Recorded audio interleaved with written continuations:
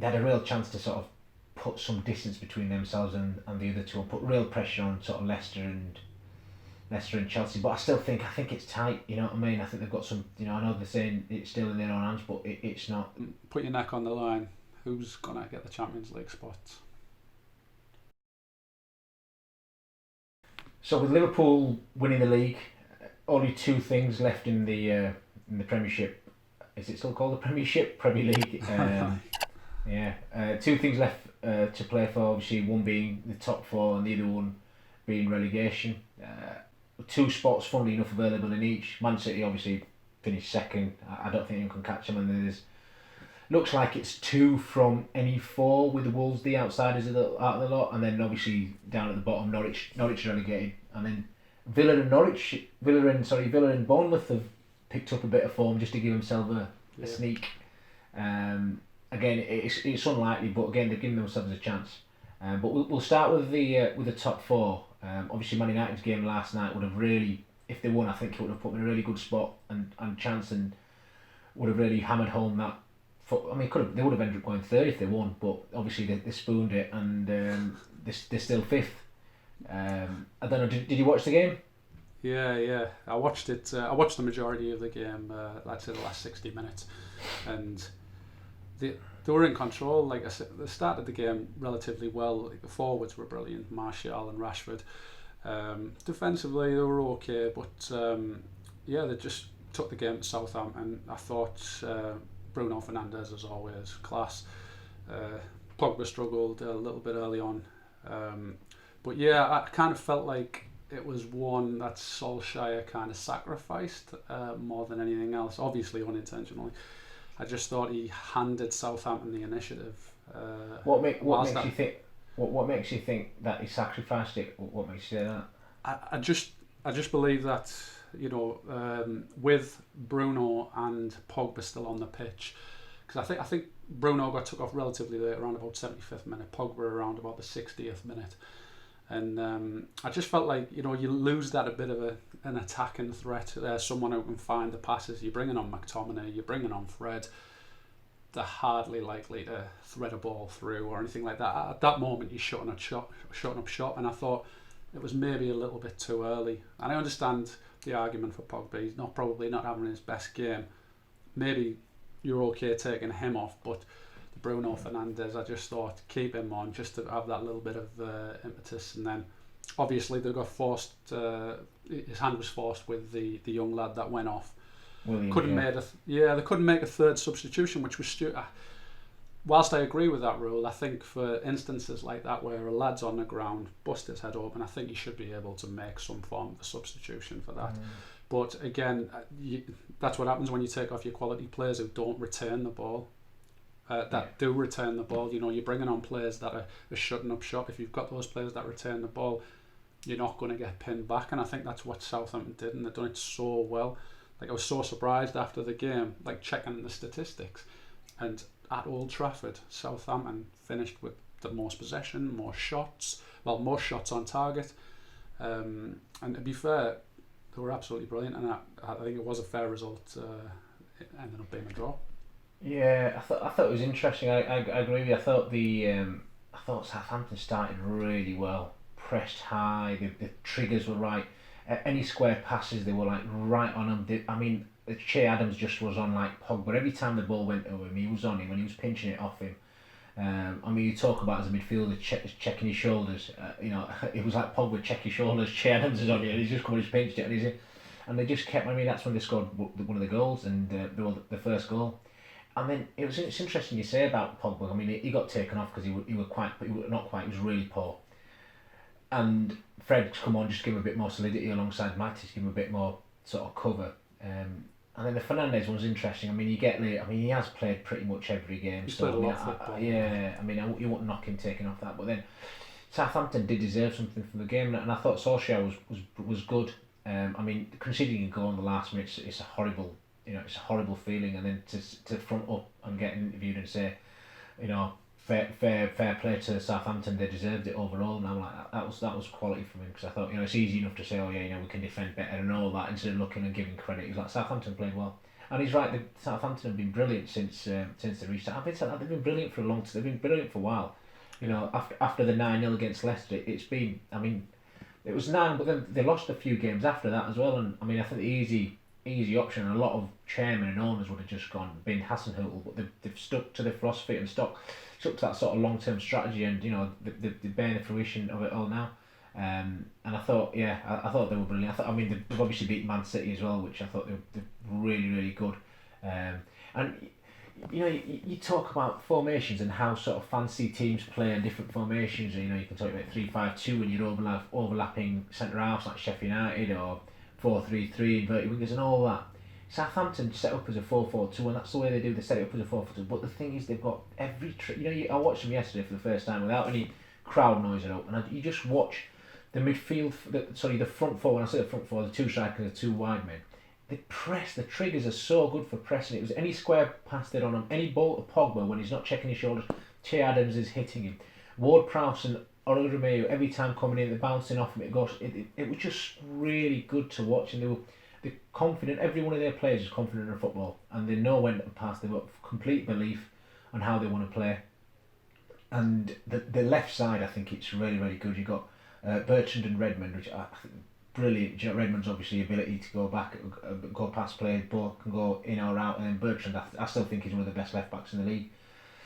But yeah, no, just going back to it though, I thought they had a real chance to sort of put some distance between themselves and the other two, and put real pressure on sort of Leicester and Chelsea. But I think it's tight. You know what I mean? I think they've got some. You know, I know they're saying it's still in their own hands, but it's not. Without a crown, the game's different. They've got Palace up next. I think Man United, and Palace are a horrible team. You know, they just sit back and defend. That's all they do, and it'll be tough to break them down.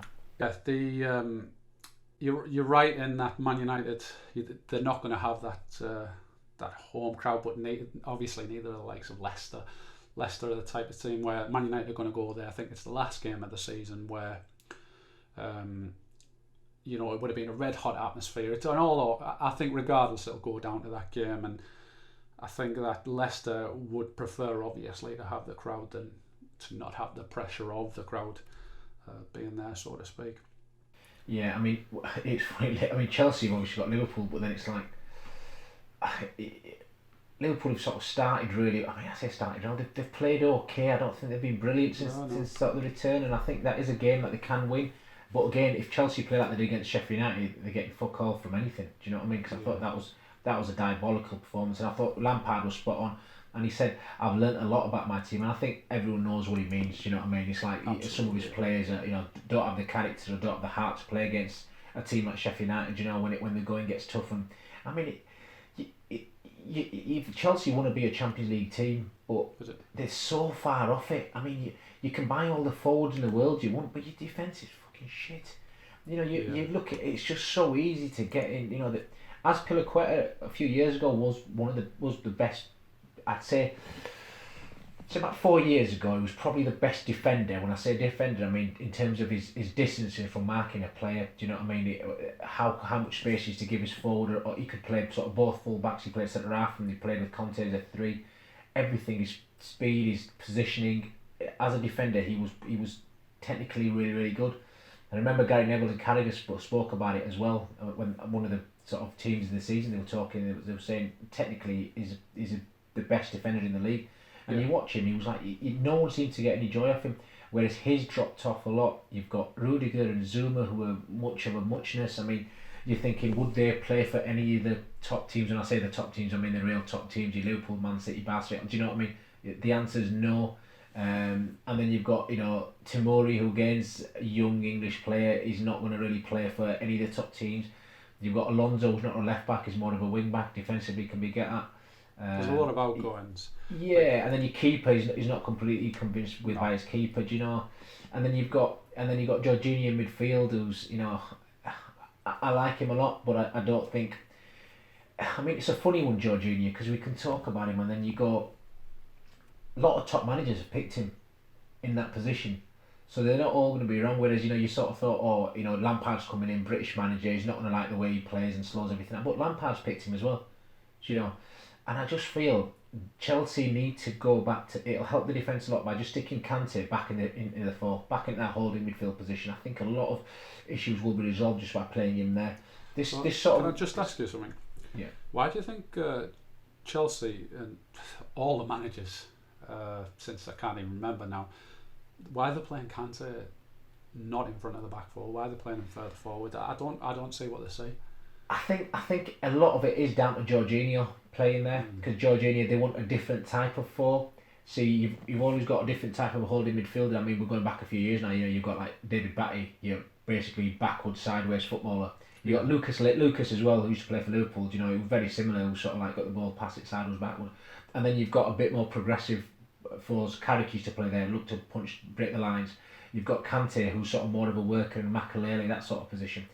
And then you've got Jorginho, who's sort of carrying on from the Pirlo position. Yeah. Pirlo used to play that deep line playmaker. So Chelsea and Conte before, Lampard and obviously Conte before him, they wanted to play that very, and then, I forgot what his name, Sarri as well, Sarri, not Conte, Sarri, very much sort of, they wanted that reference point, that four being a playmaker, a player to get on the ball, to look to break the lines, to look forward, not so much about defensive positioning. I think the way we see it as well, football's changed a lot. You don't want, your defensive midfield's not going to be going in smashing into challenges all the time. He's just going to be more like screening, you know what I mean? It's more about positioning than anything else. The issue with Jorginho, I think, is when he gets the ball, he slows the game down so much. And that's an issue. You can be that playmaker, you can do, but it's on the turnover. When a lot of the time when you win the ball, when an attack breaks down, it's going to break down in that sort of midfield, sort of deep line midfield position, and it's like, who gets the ball and who can he play? He just slows it down too much. You'd sort of think him with his passing ability, you can get it and go ping, you're away. You get, say, you've two wide men are really wide, and you've got two easy ball. It just slows it down too much, and it might be a way that Chelsea are trying to play, but I think with the pace they've got in wide areas, I'm surprised they don't. They don't. I mean, I don't know if that's just the sort of type of player he is, and he's not gonna be able to change. But I mean, for me, Kante I'd have there. But going back to your point. Chelsea seem to have changed when Sarri came in. I think you're right in that a lot of the top teams, they don't look to have the destroyer as the number 4, because they anticipate that if they want to be a top team, they're going to dominate 70% of possession majority of the game. You're rarely going to be relying, like you say, it's just going to be a screening job. So you think of the top teams in Europe, you've got your let's say your Kimmiches, you've got Busquets. That's probably the way that Chelsea wanted to think, right, we're going to go into a team that is going to dominate the ball, and Jorginho. So I understand that, but it's a weird one, because with Kante, obviously he won the league with Leicester, following year he won the league with Chelsea, and as soon as you move him out of that position, it obviously coincides with Chelsea not unable to spend, and the managers going in and out. But I just don't know where Chelsea are.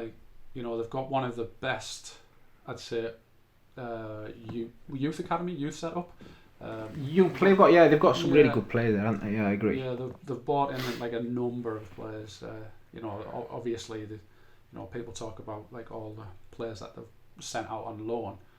Pretty much a lot of them are Premier League players that could play in the Premier League.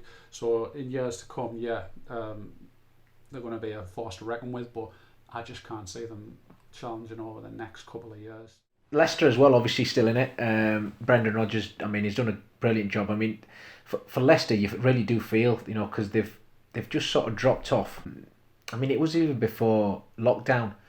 They were so far. We spoke about it in one of the early podcasts when Liverpool played Leicester around Christmas time, and Leicester were almost. It was like, are they going to be challenging for the title?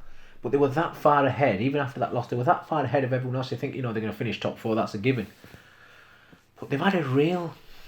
I mean, they've dropped off. They've dropped off quite a bit as well. And the game against Arsenal, I think it was vitally important. I mean, they ended up getting a draw, but it was vitally important. They got some up from that game, and it just still keeps them in it. And it's going to come down to the Leicester Man United game, for, the last game of the season. So it'll give them a chance. But I still think, I mean, Leicester. I actually think Leicester as a team and the balance, they're better than both Chelsea and Man United. By that, what I mean is they've got a solid keeper, back fours really good. They're full backs. are up there are the best two fullbacks in the league. And I think Pereira and Ben Chilwell, brilliant, really, really good. Apart from the sort of Liverpool and Man City, I'd say the best two, as a pair. I mean, I'd even say them two would be brilliant at Man City. Do you know what I mean? You could replace them. You could replace them two fullbacks for Man City's fullbacks, and it'd be an upgrade. And then you got Soyuncu, who's been really good, and Johnny Evans, who I think was a massive mistake letting him go for Man United, because I think he could still do a job for them. And then midfield, you got Tielemans. They made that as a permanent signing, and I think he's a really, really good player. Madison, Vardy, and I just think, and he obviously gives the younger players an opportunity. The English sort of younger players, like your Gray and your Harvey Barnes and stuff like that. So I think as a balance, I think that you've got a better idea of what they. Obviously, Ndidi as well, who's been really good for them. So I think they're in a really good position. But it's important. I'd say important. I think it'd be really good for them to get in Champions League. Yeah, they seem to struggle in particular, obviously with Maddison out. But Brendan Rodgers seems to have come in for a little bit of stick. Obviously it's social media, it's Twitter stick basically. Do you think any of it's warranted, or do you still think that he's doing? I'd never listen to what goes on Twitter, because you've got people with like 5 followers saying something, and it could just sometimes just wind you up. But I just think just ignore it, because generally the vast majority. I mean, this is going to sound a bit shit, but generally the vast majority of Twitter football fans are just talk absolute bullshit, and you're just thinking why. But people have got to do something, and it's the whole sort of Sky Sports. They'll have nothing. They'll just say a buzzword or a buzz statement that Sky have put out, or something they've heard, and it's just Twitter's basically the new pub, innit? You go around the pub and you just sort of say stuff, and it's just like I've been around that long, and I just I generally just ignore it.